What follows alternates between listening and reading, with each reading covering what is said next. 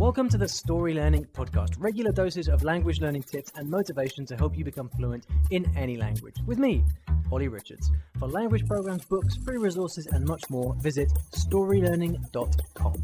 Good morning, everybody. Welcome back to the I Will Teach You a Language podcast. Thanks so much for being here. Here in London, we're getting the first signs of spring today. It's quite nice. I'm sitting here in front of an open window. You can probably hear the noise outside. And it's about 15 degrees, nice breeze. It's that time of year, you know, things are looking positive. It's been quite funny recently. We've been testing my new conversations project, which I've mentioned many times here before. We've got a special Facebook group. Some of you may be in the group even.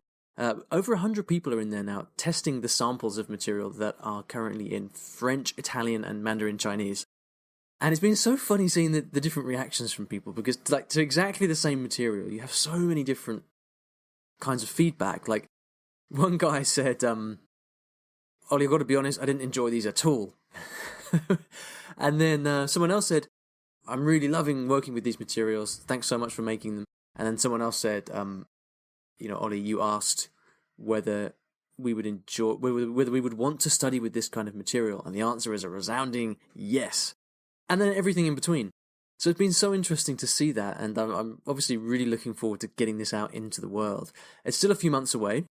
Currently, at the time of recording, because basically we're working with the samples right now, and then once we get all the feedback and we're confident that the product is as good as I want it to be, then that's the point where we then develop the full thing with all the dialogues and everything. That's going to take obviously some time, but the aim of this is really to make this into the go-to resource for listening practice in a language. So if you start learning French, for example, and you really want to be able to understand native speakers in French, like where do you go? Like, what do you use?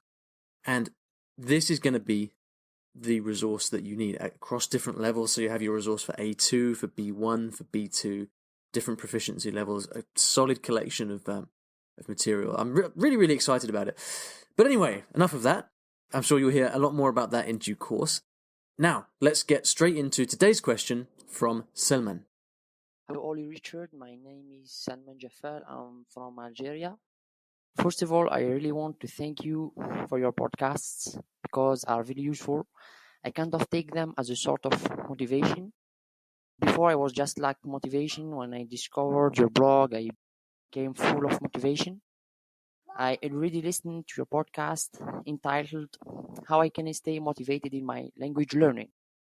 Frankly speaking, I fixed this problem because of this episode. Briefly, how many hours a week do you spend to learn a language? Thank you, really, Olly Richard. Hey Salman, and thank you so much for your question. It's great to hear from you, and I'm so pleased that the podcast has helped you, and that especially that episode on motivation has helped you solve your motivation problem. I mean, that's so cool for me to hear. So, good work, congratulations, and keep it up. Someone, you have asked a question that has never come up on the podcast before, which is awesome, which is how many hours a week do you study? Now, a related question is how many hours does it take to learn a language? So how many hours of study? There are lots of estimates around this. The Foreign Service Institute in the US has classified languages and said how many hours of study are required. Personally, I think it's mostly meaningless because it totally depends what you do. Everybody is different. Everybody is in different situations. So I'm not going to answer that question of how many hours does it take to learn a language, because I don't think you can really. But what I'm going to talk about is me and how much time I spend learning languages. So here's what I aim for. My ideal week is like this. Every morning I study for 1 hour. Yeah, that's it. Every morning I study for 1 hour basically, and that's kind of focused, concentrated study. Throughout the day, depending on what I'm doing, I would then kind of look at flashcards, and I will do some listening as well. If I'm on the train, for example, sometimes I stay at home, so I don't have any dead time, but if I do, then I'll spend time on flashcards and listening, and that can be anywhere from nothing to 60 minutes. And then I try to have at least 3 speaking sessions during the week, which can last from 30 to 60 minutes. So in total, we'd be looking at about 5 hours of study and 3 hours of speaking. And on top of that, would you then add like things like watching TV, reading books, going out and meeting people, etc., etc.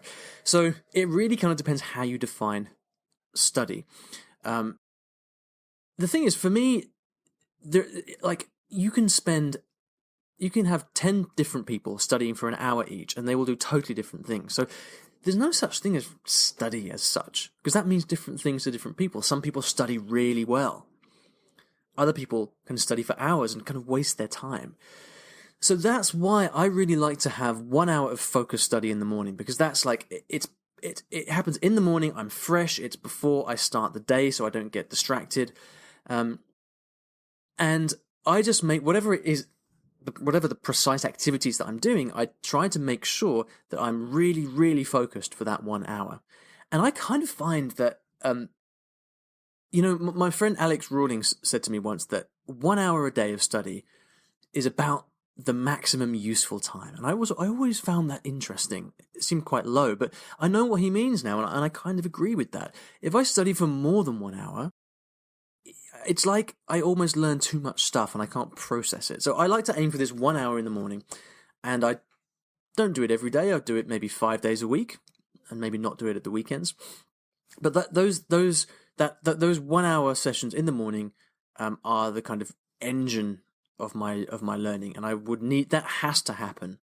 All right. If you don't do that, then what are you left with? Well, you're left with like grabbing bits of time here on the train or on the bus or whatever, maybe the odd speaking session. You have to study if you're in the learning phase. And so that's why I like to have this dedicated time.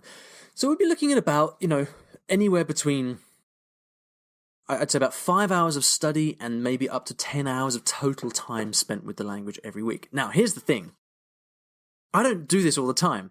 So this is I've talked about my ideal, but I would often have things happen in my life that means I can't study. So, for example, I didn't study yesterday. I didn't do any Cantonese yesterday because I was coming back from my parents' place out in the countryside. I had a lot of work to do, and I didn't do any Cantonese yesterday. But that's fine. You have to take days off, and you can't be too hard with yourself, as someone recently reminded me on a comment on a blog post. So I don't stick to this schedule all the time. Some hours I don't do any speaking. For the last week, I didn't do any speaking, for example, because I was traveling, and that's okay. But what I find is that whatever happens in my life, however busy I am, whatever else is going on, the schedule that I've described to you here is pretty much what I tend to gravitate back to, because I find it's the most effective. It's an hour a day of focused study, 3 speaking sessions, and then as much kind of extra stuff as you can do during the day in your dead time. This is what I do when I'm actively learning a language. Now, for languages I already speak fairly well, I don't really study them anymore. I just use them. And for this, I don't really call this learning a language. I just call this using, living, maintaining a language, whatever you want to call it.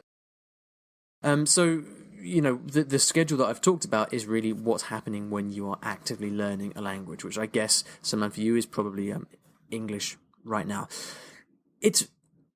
Many people have this attitude, and I've had this before as well, of thinking, okay, if I could just study for 6 hours a day, I'd be fluent next week. But it doesn't work like that. Study is the foundation. You have to study. But your success with a language depends so much more on the wider range of activities you do. Okay, so you're studying, great, but are you speaking? And are you speaking with people who will speak to you in that language? Are you reading books? Are you going back and reviewing the things you've studied? One of the things I like to do when I have time and when I remember is at the end of the day to actually add a little kind of review session. So I would kind of sit down for 10-15 minutes and just go back and look at the things I studied that morning. That really helps consolidate and really helps you remember things. So it's for me, the question is not so much how many hours do you spend studying, but how are you studying? How are you studying in a smart way? And that's really what I try to focus all my work here on the blog, on the podcast on, is getting you to study as smart as possible. But for most people, if you aim for an hour a day and you really focus and you apply the methods that we talk about here on the podcast, you're going to find that you succeed. Now, of course, you may go abroad and you may go to some kind of immersion environment where you're surrounded by the language all day, every day. And that's great if you can do it. Most people can't. So, it's difficult to talk about that and be relevant. Thank you for your question, Simon. I hope that was helpful. I hope that gives you an idea of whether you are a lot on the right lines or not, whether you are kind of doing the right thing. If you'd like to read a transcript of this episode, you can find it at the show notes. Literally every word I've said, you can read along, which is a great study technique. And you can find that at iwillteachyoualanguage.com/episode 173. Now, if you'd like to leave me a question, like someone did, then you can do that. And you can do it by going to iwillteachyoualanguage.com/ask. Now, at the end of every episode, I like to leave you with a resource of some kind on the show. And in the spirit of this question of, how often do you study? What's your routine? One of the most impactful blog posts I've ever written is called Core Study Time in Your Language Routine.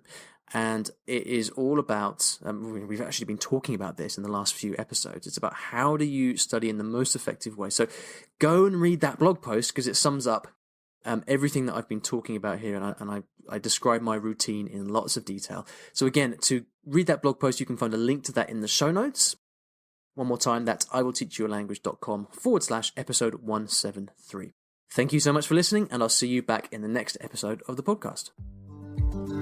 Thanks for listening to today's episode, and in case you didn't already know, I teach languages in a rather unusual way through stories. Now, stories are a great way to learn a new language because when you're engrossed in a story, you remember things more easily, and the mechanics of the language just start clicking inside your brain. It's quite something, and if you'd like to find out how you can learn a new language or improve your skills in a language that you already know and do it with the power of stories, then you should check out my free Story Learning Kit, which will teach you exactly how this method works and how you can use it yourself to learn a new language. Visit storylearning.com/podkit, that's PODKIT, to get free access. Inside, you'll find explanatory videos, masterclasses, worksheets, short stories to practice with, and much, much more. Once again, that is storylearning.com/podkit, PODKIT. And if you're lucky, you might also find a link in the podcast description or show notes of this episode.